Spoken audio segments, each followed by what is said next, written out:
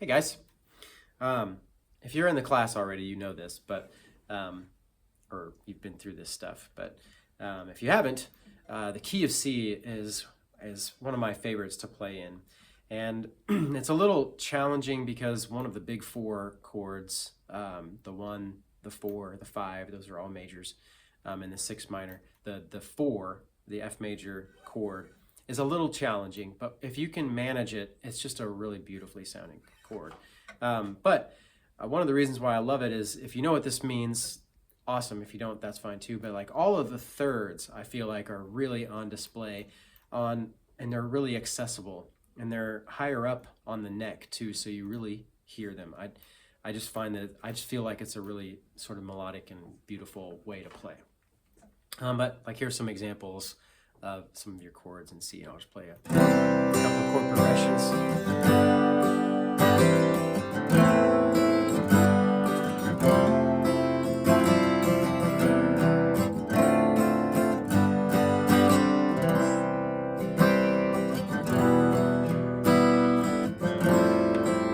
That's a pretty one.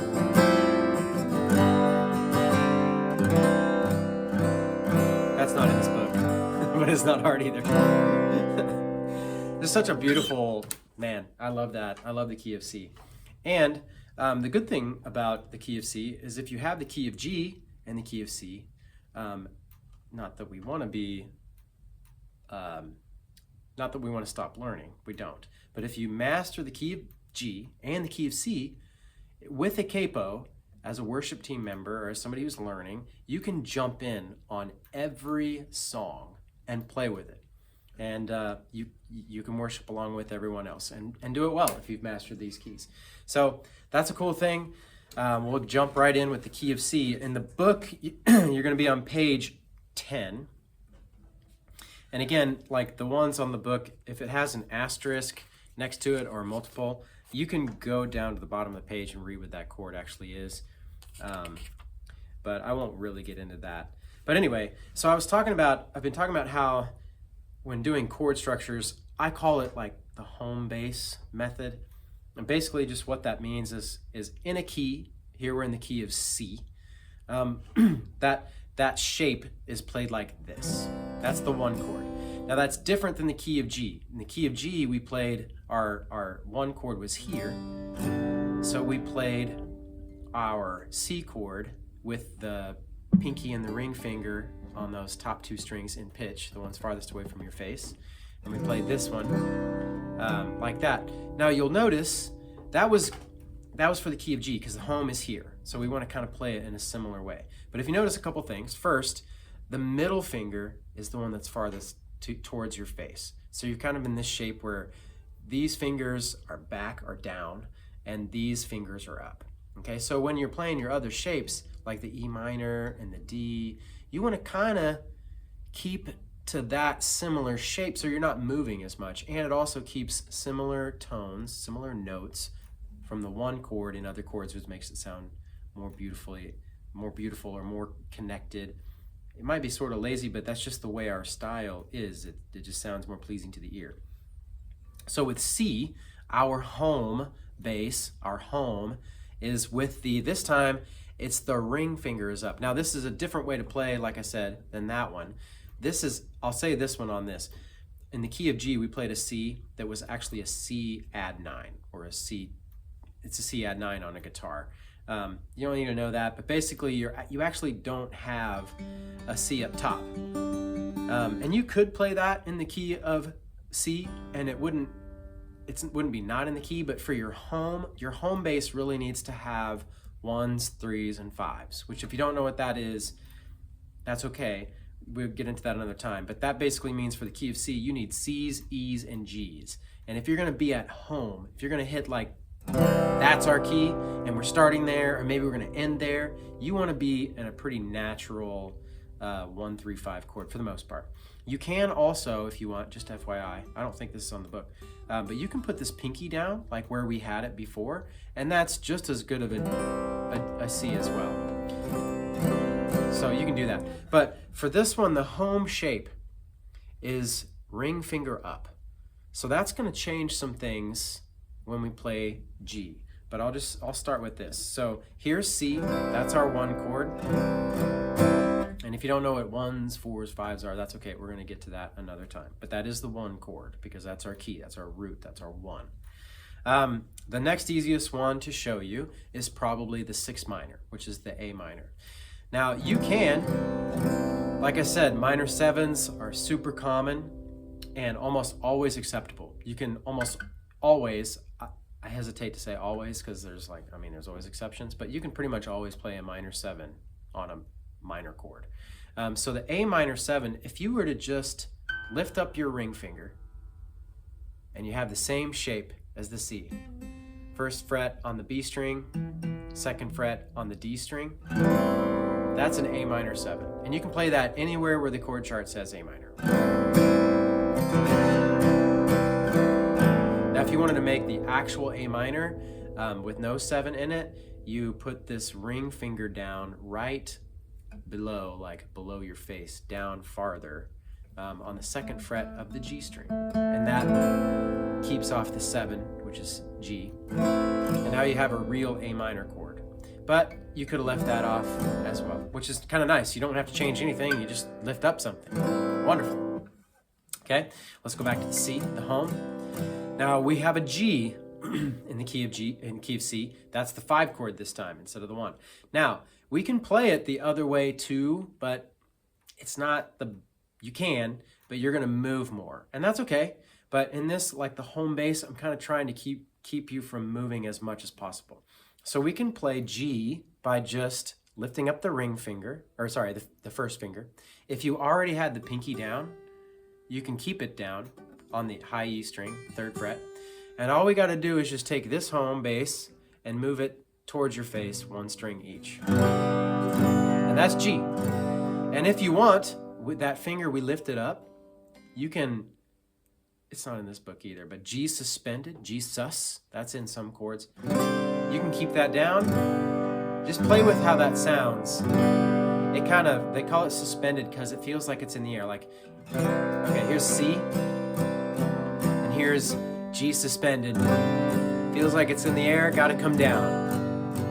Up in the air, gotta come down. And then you go back to your home, right? Okay, so that's C, G, E minor, or sorry, A minor. I'm gonna go ahead and show the other ones, and I'm gonna come back to F.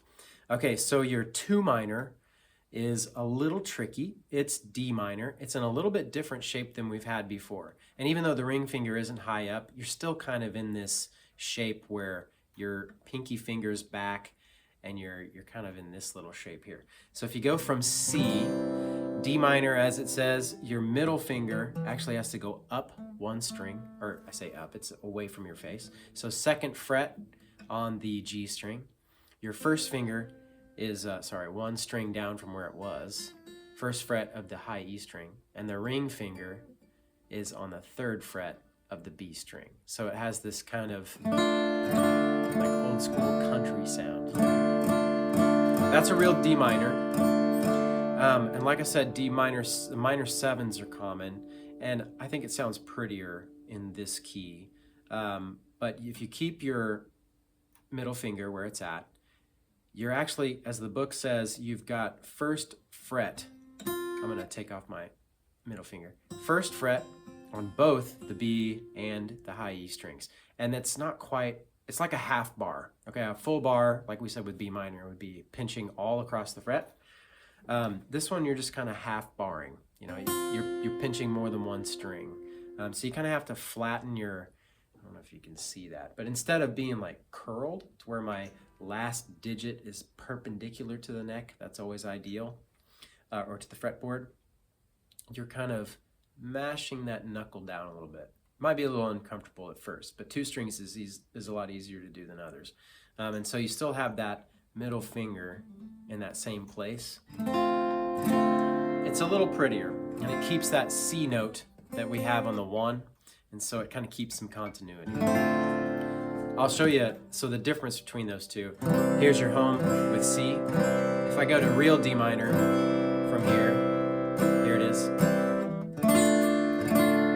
So pretty abrupt, right? I'm gonna go back to the C. Now I'm to the D minor 7 with the half bar, and it's a little prettier. Yeah, it's not quite as abrasive. So, a little easier on the ears. So that's that. The E minor actually ends up being quite a bit easier. Again, you can use this pinky, and that would be part of your E minor chord. But you can play E minor here, and I just have it as 2 and 3. And if you're going to use 2 and 3, the best stack, since your middle finger is longer, the best stack is to keep the middle string close, or middle finger closest toward your face. So we have the A string, 2nd fret, and D string, 2nd fret.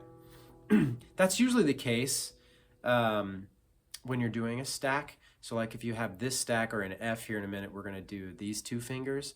You usually do the longer finger is lower. And that just allows you, it's a little bit, I've seen some people do it differently, and that just makes me cringe. I mean, you do you, but do whatever, ultimately you do whatever feels most comfortable, but I would highly encourage you to do your stacks where the longest finger is closest to your face. Anyway, so E minor might be good to do here in this key. And the reason why is more of a theoretical thing. It really, to me, it has to do with one of the highlights of the 3rd minor in a key is that it's 5 is the 7th of the key. And if that makes no sense to you, just ignore it. But you're getting this, this is the 1, that's the 1 of the 1 chord. And if you go down with that, it feels like it's got to resolve back, right? So that's one of the highlights of the E minor, is it kind of steps down from that 1 chord almost. And so you wouldn't want to keep it like we had it before in the key of G. But you could keep the pinky. But I would just do this, or you could do it with this stack too. And I know I said longer finger, maybe stacks first. You could do it like that. Or, I don't know, if your hand is already tilted sort of this way, maybe it makes more sense to do the 1 closest to your face. It's kind of like English, right? These are the rules except for when they're not. Anyway, good stuff. So those are the 5 of the 6 chords. So we have C, that's the 1 chord, and you can use your pinky. You have the G, which keeps the pinky, if you have it down, lets off of the 1st finger, but we're gonna keep it hanging out over there. And you take these 2 fingers and you move them towards your face 1 string. There's the G. You can do a G suspended, or G sus, by adding that 1 finger back again. Cool. And then we go back to C, and then we have A minor by just lifting up the ring finger. A nice, pretty chord. We have a D minor. You can do the real D minor, which is kind of this unique little shape here. It's actually really close to the D chord we learned before, but what makes it minor is that this up here has to be flat 1 fret, and it just changes all the fingers at that point. So there it is. You could also do your half bar with that too. I'm gonna try and get my finger out of there. And that's not really good finger position. If I had my, yeah, that's better. Anyway, and then you have your E minor. You could use the pinky. You could do it there too, I guess. And now let's go to the F chord. F chord is worth your money that you're paying for this class, I guarantee you. It is tricky though. So most of the ways you see F being played, if you've been around guitar, is a bar chord. And that's fine. That's an F chord. And by the way, this is for free. No, I'm gonna skip that. That's bar chord. But I don't like bar chords. I don't like the way they sound. They're stock, right? So if you play this, if you play a bar chord with the root in the low E string, you have a lot of notes you can play, but they're all gonna sound the same because it's literally the exact same distances between every note. And the cool thing about these open strings is that even though you might play a chord, and then you might play another chord that's only a step higher, because of the fingerings that have to happen, your intervals are actually all different. So every chord and every key has its own unique flavor. And that's kind of a cool thing. Versus a piano where you play, if you play a 1-5 in the left hand and a 1, let's go like a 5-3-1 or a 3-5-1 in your right hand, if you go up, it sounds exactly the same because it's literally the exact same intervals. Now you can do inversions and stuff on a piano, which is cool. But for us, like you play in one key and one chord, and it just has a different feel and sound than the others, which is kind of cool and unique to the guitar. So now, without further ado, one of my favorite chords on the guitar is the F, and there's a couple ways to play it. So first, if you're familiar with the bar chord, great. Take your bar chord and take off your first finger, and we'll go from there. I'm going to pause there and speak to the rest of everybody. If a bar chord makes no sense to you, don't worry about it. All right, so I'm going to skip the low E string. On the A string, you're going to have your ring finger on the 3rd fret, on the C note that we have been hitting. Your pinky is actually going to go right above that. Okay, it's 3rd fret on the D string. And then your middle finger, 2nd fret on the G string. If you're familiar, it's almost like playing an E, but you're doing it with different fingers. And now, just like the C chord, we're going to have our first finger on that 1st fret of the B string. We're going to leave that open, okay? Now, the thumb. The thumb, if you can wrap your thumb, that really makes or breaks how good this sounds.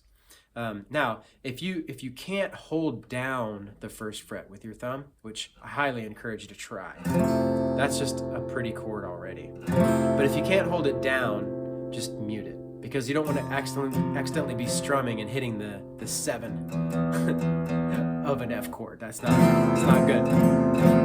That sounds pretty bad. So hold it down or mute it. Okay, but that major, that E up there, it sounds pretty, okay? So if you can hold down with your thumb, it does require you to sort of, I don't know if that maybe makes some sense, but here's a C with my thumb on the back of the neck. When I play the F, everything kind of has to shift, you know? Because I need to give my fingers room to curl. So it is kind of bad technique, you might say, but you know, some things we can accomplish with a little sacrifice. That's pretty. Okay, you can play an F2. It would be a decent, basically the same thing as an F add 9 if you saw that too. But you can take that F chord and you lift up your middle finger. Normally a bad idea, right? But lift up your middle finger in this one and see what happens. That's just pretty. I love that one. I could play that all day.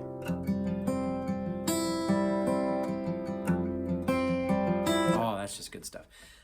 Yeah, that's a really pretty chord. And you can really play that anywhere where there's an F. You're really not going to be in the way. Nice little hammer-on trick. Okay, like I said, I could hear that chord all day. But if that note is getting in the way of like harmonies or something and somebody doesn't like it, since you're curling over, all you have to do is barely touch it with something, whether it's like part of your first finger or maybe like a wrinkle in the skin on your hand that might be there. I don't know. But you can always mute that and then you don't have it in there. Or you can let it ring. That's really pretty though. I love that chord. That's probably one of my favorite guitar chords on the guitar, is that one right there. So that is all the key of C. Yeah, I think I might just give one example of how to work with these. Again, I'll reiterate. I know this is getting long, but hopefully with the description you can skip to what's important. Maybe I'll just make another video. I think I'll do that.